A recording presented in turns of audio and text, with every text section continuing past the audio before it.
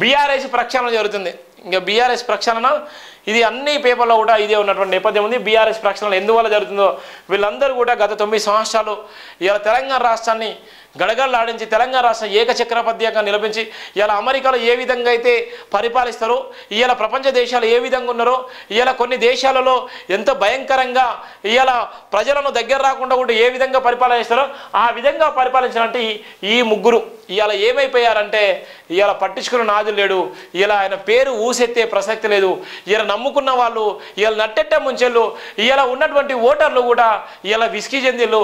ఇలా ఉన్నటువంటి ఏదైతే స్కీములు తీసుకొచ్చిలో ఆ స్కీములన్నీ స్కాములుగా మారినాయి. ఆ స్కాముల వల్ల ఇలా జైలు పాలు అయ్యేటువంటి నేపథ్యం ఉంటుంది. అందుకోసమే తిన్నింటి వాసాలు లెక్క పెట్టినటువంటి ఆ వ్యవస్థలో ఇలా పేద బడుగు బలైన వర్గాల జీవితాలతో చెలగటమాడి ఇలా రక్త ముద్దల్లాగా ఇలా కాల్చుకొని తిన్నటువంటి ఈ నాయకులు ఇవాళ బీఆర్ఎస్ ప్రక్షాళన జరిగితే మాత్రమే ఇవాళ కొత్త ఊపు వస్తుందని మళ్ళా ఈ సార్ను బలి చేసిలో ఈ సారు ఉండి భోజన గలం ఎత్తి ఇలా భోజన గుండె చెప్పడని చెప్పినటువంటి ఈ సారు కూడా ఇలా అందరికీ గుండు గీసేటువంటి నేపథ్యం ఉంది. అందుకోసమే బీఆర్ఎస్ ప్రక్షాళన జరిగిన నేపథ్యంలో ఈ సారుకు బాధ్యతలు ఇచ్చేటువంటి నేపథ్యం ఉంది.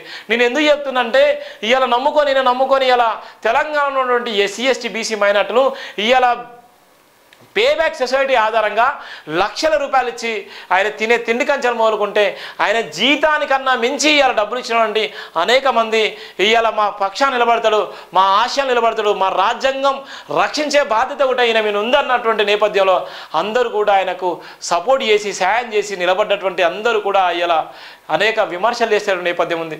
ఏ నినాదం అయితే నమ్ముకునేటువంటి ఈసారు మళ్ళీ బీఆర్ఎస్ ప్రక్షాళన ముగ్గురు ఆడేటువంటి డ్రామాలో మళ్ళీ బలైపోతున్నాడు. మళ్ళీ వర్కింగ్ ప్రెసిడెంట్గా ఈయన బాధ్యతలు ఇస్తున్నారు. ఇవాళ బాధ్యతలు ఇచ్చిన తర్వాత తెలంగాణ ఈయన పురుడు పోసుకుంటుందా అంటే పురుడు పోసుకునే నేపథ్యం ఉండదు. అందుకోసమే ఆర్ఎస్ ప్రవీణ్ కుమార్ ఇవాళ ఐపీఎస్ హోదాలో రిటైర్డ్ అయినప్పటికీ ఆయన ఎవరి కబంధస్థానంలో ఉన్నాడు, ఎవరికి కొమ్ము కాసిండు, ఏ ఆశయం కోసం నిలబడ్డాడు, ఏ లక్ష్యం కోసం నిలబడ్డాడు, ఏ జీవితాన్ని అయితే పనంగా పెట్టుకున్నాడు, ఏ లక్ష్యం కోసం అయితే ఆయన రాజీనామా చేసిండో అర్థం కాని పరిస్థితుల్లో ఇలా బీఆర్ఎస్ నమ్ముకొని ఇలా జీరో అయ్యేటువంటి నేపథ్యం ఉంది. ఇలా చాలామంది అతి సన్నిహితులు 24/7 మాకు ఉన్నటువంటి బాండింగ్ ఇలా చెప్పుకోవడానికే చెప్తున్నాం. ఎందుకోసం అంటే వార్త రాసిన కాబట్టి ఈయన గురించి ప్రస్తావన చేస్తున్నాం. మళ్ళీ ఒకసారి కూడా బలి చేస్తున్నారు. వర్కింగ్ ప్రెసిడెంట్గా చేసిన తర్వాత ఏం చేస్తారంటే ఎస్సీ ఎస్టీ బీసీ మైనార్టీలు స్వేరోజులు అందరూ కూడా ఇది మన పార్టీ, మనం దీన్ని లేపాలంటే లేపుతారు. లేపిన తర్వాత మళ్ళీ పండు పెడతారు. దొరలు ఎట్లుంటారు? వాడుకొని వెళ్ళడమే దొర లక్షణం. రెడ్డి లక్షణం ఏంది? ఓటర్లాగా చూడడమే రెడ్డి లక్షణం. ఇవాళ ఏది ఉన్నా కూడా రెడ్డోళ్ళని చేసుకున్నా, రెడ్డోళ్ళు మనలో చేసుకున్నా రెడ్డి అంటారు తప్ప లేకపోతే దళితులు బహుజనులు అంటారా? ఇవాళ ఈయన ఏం చేస్తున్నారంటే మళ్ళీ తెరపై తీసుకొస్తున్నారు. ఈ సెంటిమెంట్ ఈయనతో వర్కౌట్ అవుతుంటే ఆ సెంటిమెంట్ ఇప్పుడు ప్రవీణ్ సార్ కూడా నమ్మలేని పరిస్థితులు ఉన్నారు. ఇలా ప్రవీణ్ సార్ నమ్మలేని పరిస్థితులు, కేటీఆర్ హరీష్ రావు నమ్మలేని పరిస్థితులు. ఇలా వీళ్ళు జైలుకు పోతున్నారు కాబట్టి ఇలా ఈయనకు బీఆర్ఎస్ ఇలా అధ్యక్ష పదవి ఇచ్చే నేపథ్యం ఉంది. బీఆర్ఎస్ వర్కింగ్ ప్రెసిడెంట్ అధ్యక్ష పదవి ఇచ్చేసి ఇలా పదవిని కట్టబెట్టే నేపథ్యం ఉంది. ముందు చూపుతూనే ఆలోచిస్తున్నారు. మరి మా ప్రవీణ్ సార్కి ఎందుకు అర్థమవుతుందో అర్థం కాని పరిస్థితి. భారత రాష్ట్ర సమితి బీఆర్ఎస్ ఆలియాస్ తెలంగాణ రాష్ట్ర సమితి టీఆర్ఎస్ పార్టీ పుట్టిన నాటి నుంచి సారథ్య బాధ్యతలు నిర్వహిస్తున్న కల్వకుంట్ల చంద్రశేఖరరావు వరుస విజయాలతో ఎవరికి అందనంత ఎత్తుకు ఎదిగారు. తెలంగాణ ప్రత్యేక రాష్ట్రం సాధించడంతో పాటు సొంత రాష్ట్రంలో 2 సార్లు పార్టీని గెలిపించి ముఖ్యమంత్రి అయ్యారు.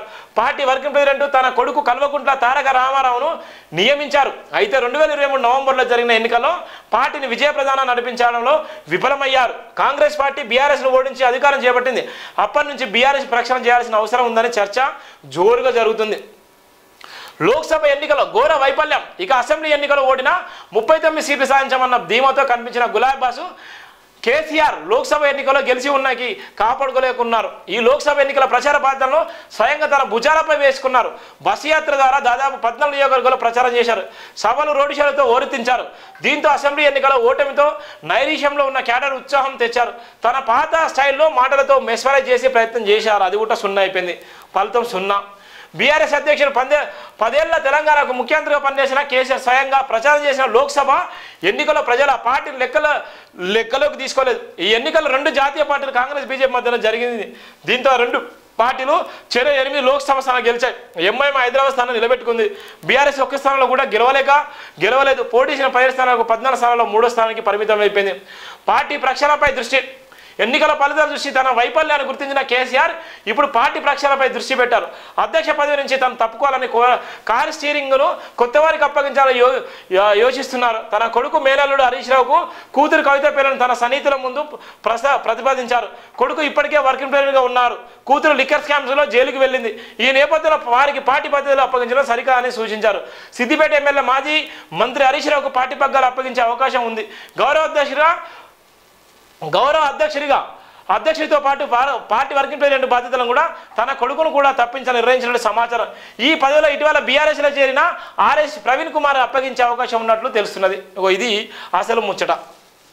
ఎవరు గొప్ప చెప్తారో దళిత తేజము ఐఏఎస్ ఐపీఎస్ ఆఫీసర్లు అందరూ కూడా ఆయన ఇష్టపడే వ్యక్తి. ఇవాళ బీఆర్ఎస్లో బలైనటువంటి వ్యక్తి కూడా ఒక ఆఫీసరు. ఈయన కన్నా లేటుకు వచ్చినటువంటి వ్యక్తులు ఇలా చట్టసభలో ఉన్నారు.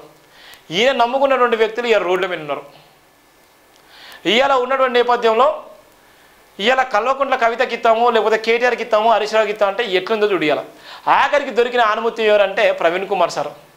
ఎందుకోసం అంటే నున్నగా ఉన్నాడు. ఇవాళ మరకలైనటువంటి వ్యక్తిగా ఇవాళ మరకలు పడ్డటువంటి వ్యక్తిగా అయిపోయాడు. ఇదే టీఎస్పీఎస్సీ చైర్మన్గా ఉన్నటువంటి జనార్దన్ రెడ్డి మీద అనేకమైన విమర్శలు చేసి ఆయన కలెక్టర్గా ఉన్న సమయంలో ఇవాళ ఎంతోమందికి న్యాయం చేసినటువంటి వ్యక్తి జనార్దన్ రెడ్డి. టీఎస్పీఎస్సీలో బలి అయినటువంటి వ్యక్తి కూడా జనార్దన్ రెడ్డి. ఆయన జీవితంలో కూడా ఎన్నడూ లేని అవమానాలు కూడా టీఎస్పీ చైర్మన్ ఉన్నాడు. ఇవాళ అత్యున్నతమైనటువంటి పదవిని అనుభవించినటువంటి ఆర్ఎస్ ప్రవీణ్ కుమార్ బీఆర్ఎస్లోకి వచ్చినాక జీరో అయ్యిండు. ఇవాళ వీళ్ళందరూ దొంగలు ఊరు పంచుకున్నటువంటి నేపథ్యం ఉంది. మరొక్కసారి కూడా ఇలా ఆర్ఎస్ ప్రవీణ్ కుమార్ని కూడా బలి చేసేటువంటి నేపథ్యం ఉంది. ఇప్పటికైనా దళిత తేజమా, దళిత మేధావులరా ఇలా ఆలోచించండి. ఎవడు మనవాడు కాదు. ఇలా రాజ్యాధికారం లేని జాతులు అంతరించిపోయడానికి గల కారణాలు ఎవరున్నారు?